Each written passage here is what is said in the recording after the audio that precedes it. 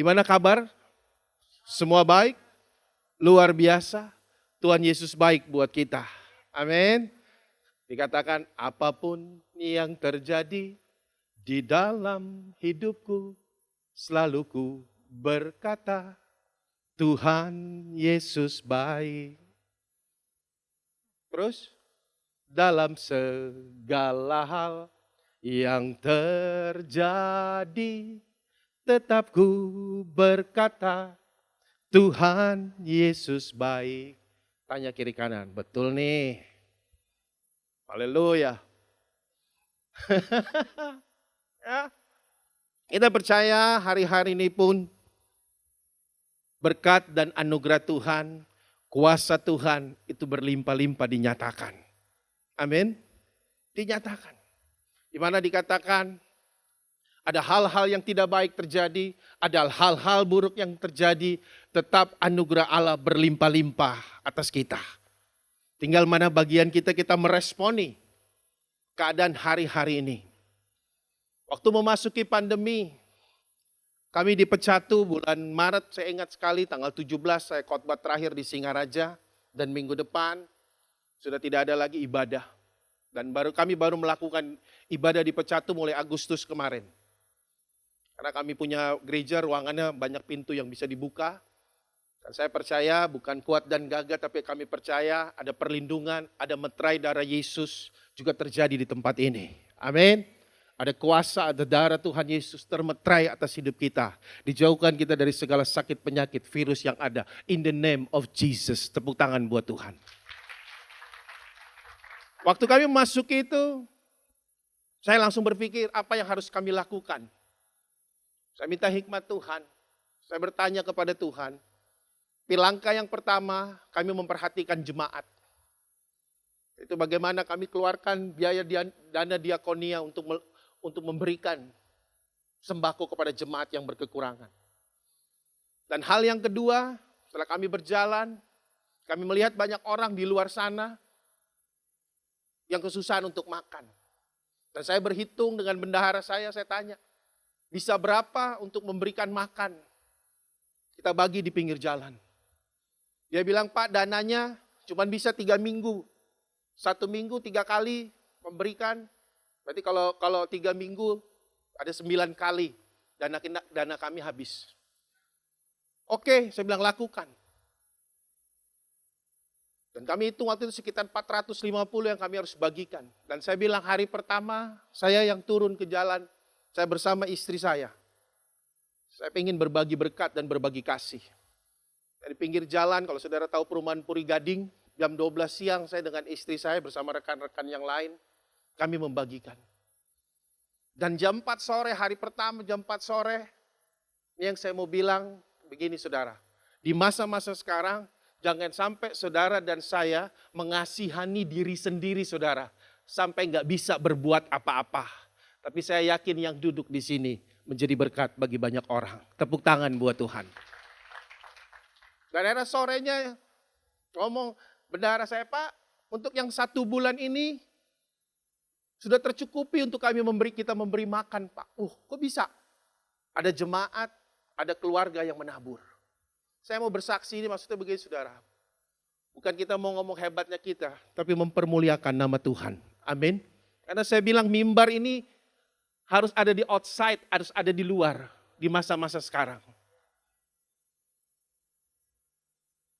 Dan ringkas cerita, bukan sekedar 450 kotak yang kami bagikan. Tapi Tuhan bawa kita, hampir 2.000 lebih untuk kita bagikan. Tepuk tangan buat Tuhan.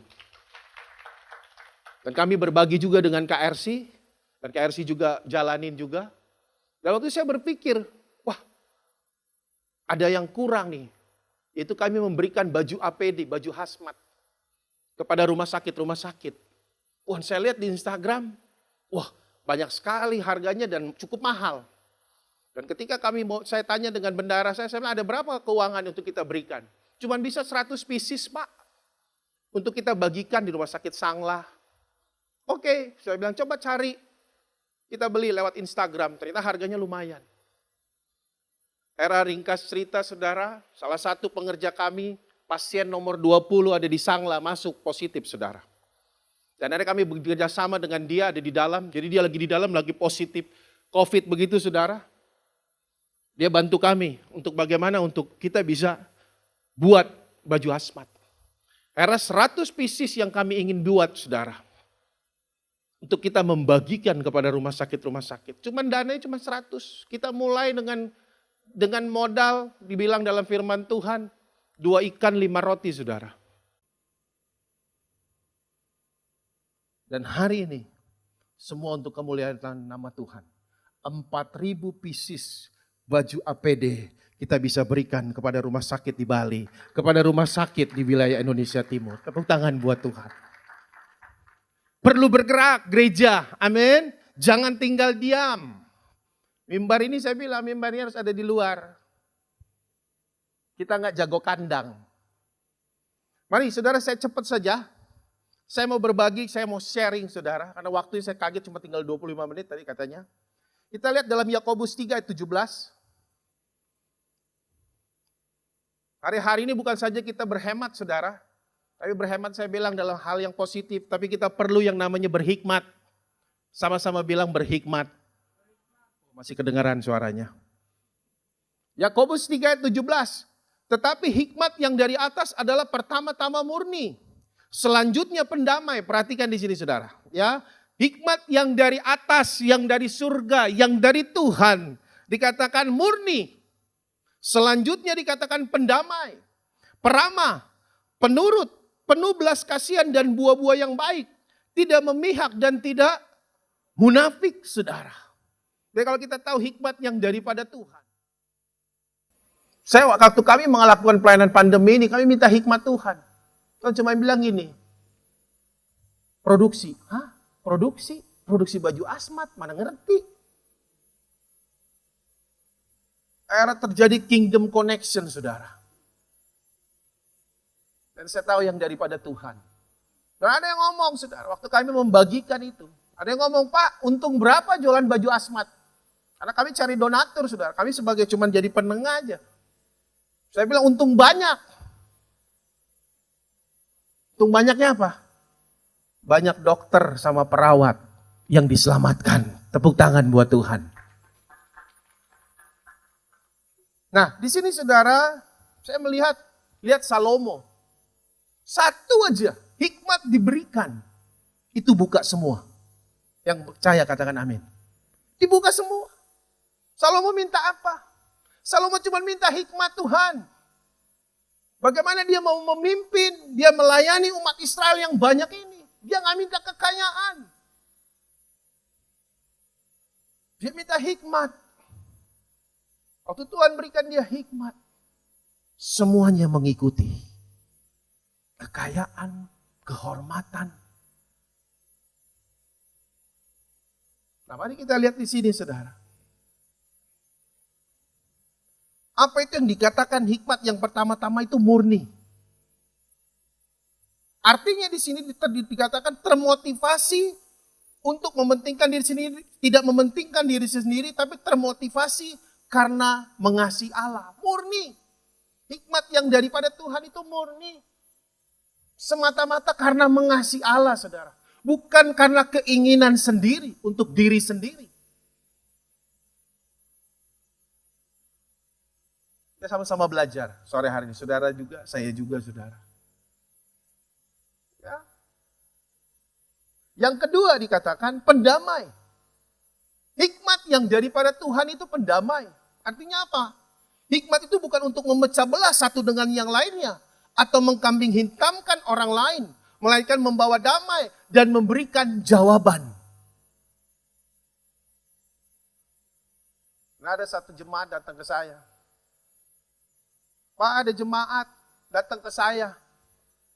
Pinjam uang. Tapi waktu pinjam uangnya datangnya ngomong gini. Bro, saya ini berdoa. Saya disuruh Tuhan datang kepada kamu. Nah, buat apa bro? Ini Tuhan yang bicara ke saya. Kalau saya harus pinjam uang sama kamu.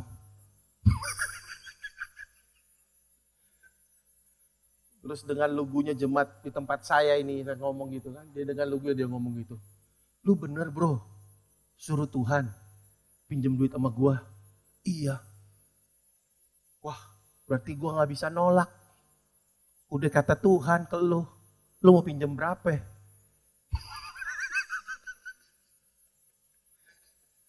Ya segitulah ya pokoknya.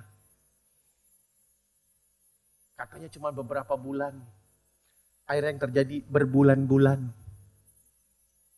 Baru datang ke gembala. Pak, saya dipinjemin uang. Katanya dia bilang Tuhan suruh dia. Saya bilang Tuhan yang mana? Nyuruh dia berhutang. Kata orang Manado, tetempeleng nanti itu. Ya, dikatakan apa? Pendamai. Bukan untuk memecah belah. Tadi pagi istri saya nyampaikan firman tentang akar kepahitan. Orang yang punya akar pahit itu memecah belah hubungan satu dengan yang lainnya. Foto dulu. Dari segini. Ya, jangan ada akar pahit di dalam kita. Karena merusak semuanya.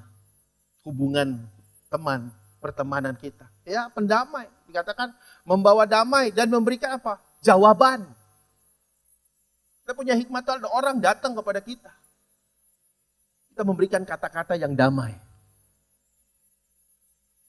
Bulan lalu ada satu jemaat datang ke saya. Pak, saya mau nuntut pak sama mantan suami saya. Saya butuh pengacara. Bapak punya pengacara nggak?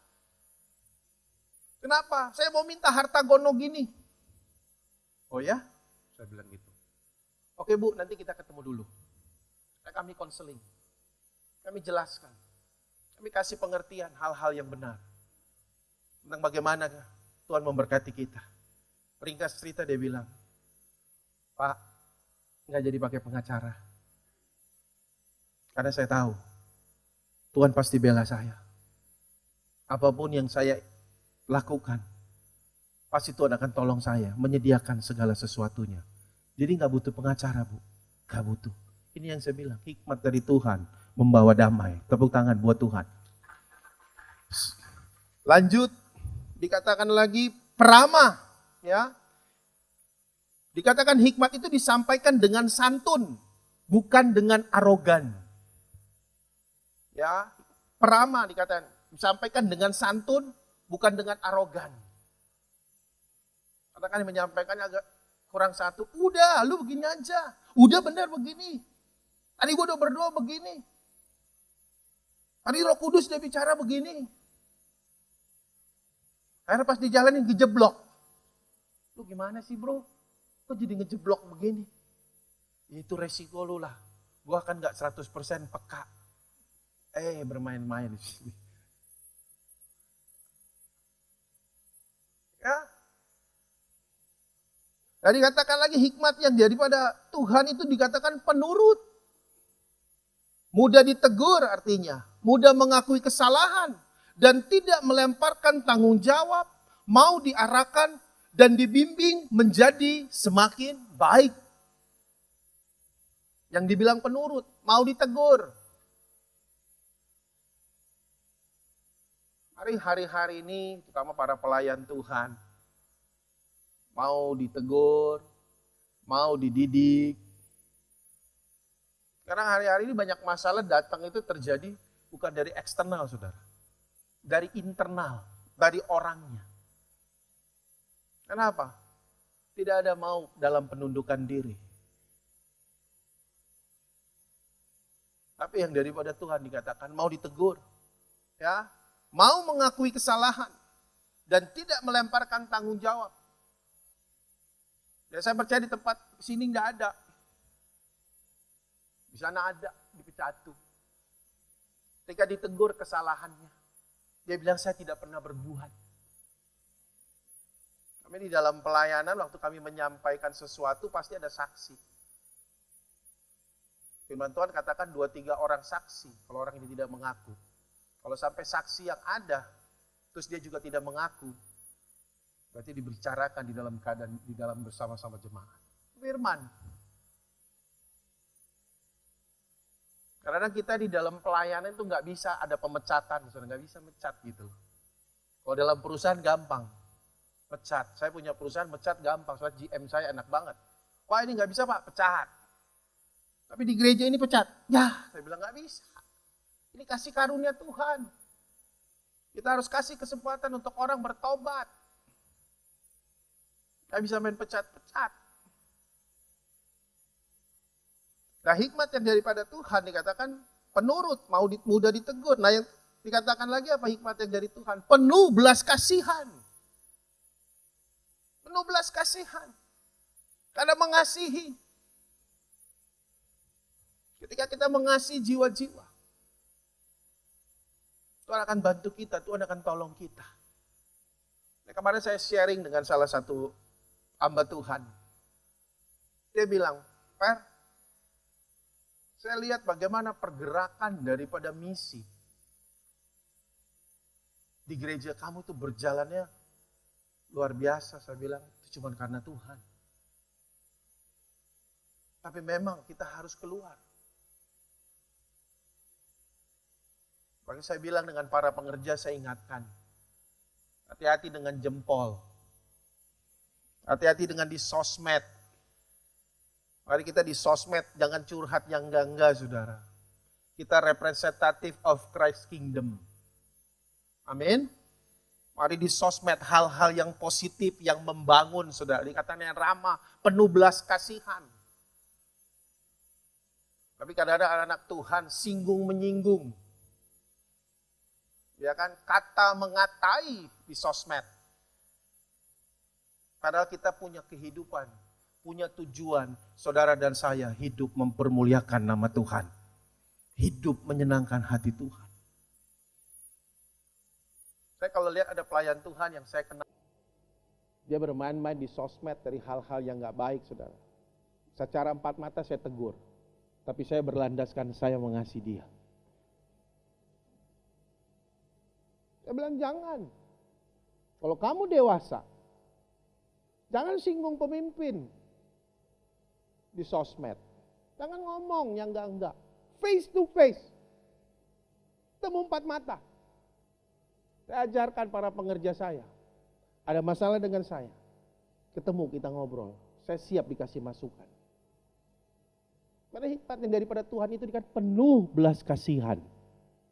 Karena mengasihi. Amin. Kok saudara kayak tegang sekali sih?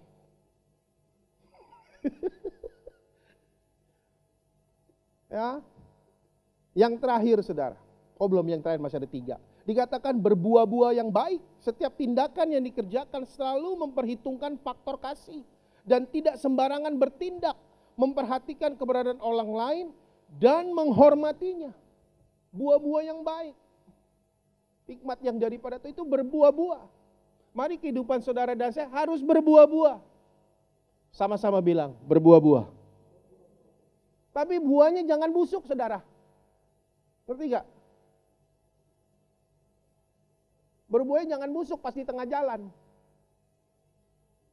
Jadi berbuah-buah, pastikan seluruh hidup kita dengan kekuatan roh, bukan dengan kekuatan kita.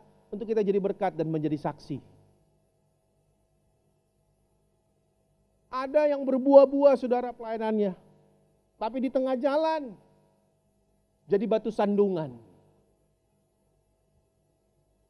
Sampai itu laporannya ke saya. Oh Pak, pelayan Tuhan di Bapak. Iya. Sebagai gembala saya merendahkan hati saya minta maaf. Berbuah-buah. Pastikan buah-buahnya gak jadi busuk. Tetap segar. Ya, buah-buah yang baik dikatakan. Ya. Jadi dikatakan memperhitungkan faktor kasih. Faktor kasih, diperhitungkan ada kasih di dalam kita. Dan tidak sembarangan kita bertindak. Tapi memperhatikan keberadaan orang lain dan menghormatinya. Jadi kalau kita di dalam Tuhan, pengajaran tentang kekristenan ini aktif saudara. Kalau saudara mau dihormati, saudara harus lakukan dulu untuk menghormati. Betul? Saudara mau dihormati, firman Tuhan katakan, kok hormati dulu orang lain. Itu kebenaran firman. Menghormati. Ya. Dikatakan lagi tidak memihak. Hikmat yang daripada Tuhan tidak memihak, artinya bertindak bijaksana dan adil, serta tidak pilih kasih. Adil, saudara. Tidak memihak. Ini belajar jadi gembala itu, untuk tidak memihak. Karena kita tuh melihat orang rupa, begini, wah keren nih, wah bisa nih. Tapi Tuhan katakan, Tuhan lihat hati. Tidak memihak. Ada orang-orang yang dekat dengan saya dalam pelayanan, dalam pengembalaan. Ada orang-orang yang tidak begitu dekat dengan saya. Tapi saya belajar untuk mendekat mereka. Ketika ada masalah, itu di dalam saya juga, tapi saya belajar untuk tidak memihak. Salah bilang salah, benar bilang benar. Yang terakhir, saudara, hikmat yang dari atas dikatakan tidak munafik. Apa yang kita kerjakan tidak menjadi batu sandungan bagi orang lain, dan karakter kita mencerminkan kemuliaan Tuhan. Tidak munafik, hikmat yang daripada Tuhan. Artinya, bukan waktu kita bicara, kita ada kepentingan pribadi dalam hal itu. Tidak munafik. Dan dikatakan di situ karakter kita mencerminkan kemuliaan Tuhan. Ini bicara karakter penting, saudara. Sesuatu yang challenging, yang punya satu tantangan, saudara. Bahasa lain dari integritas itu integrate, saudara.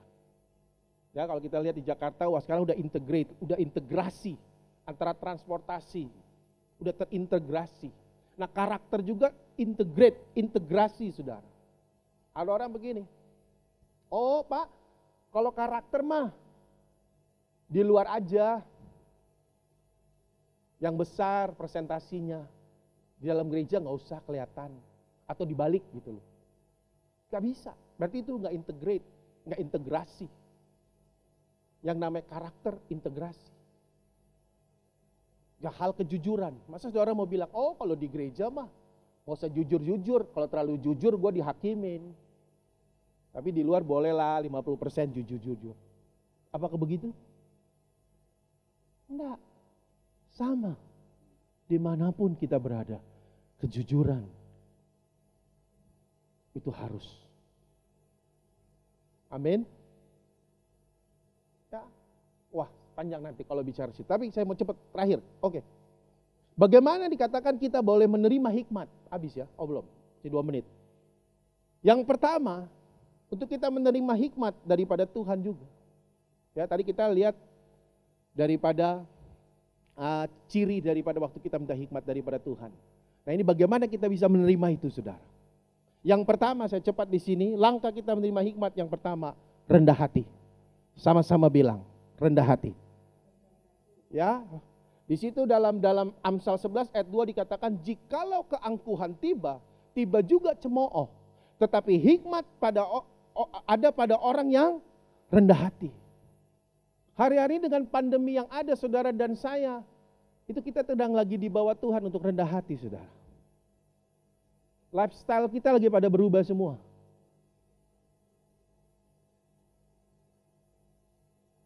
Waktu kita rendah hati, Tuhan berikan kita hikmat. Yang kedua, bagaimana kita bisa menerima hikmat? Langkah yang kedua adalah kita rajin. Sama-sama bilang, rajin.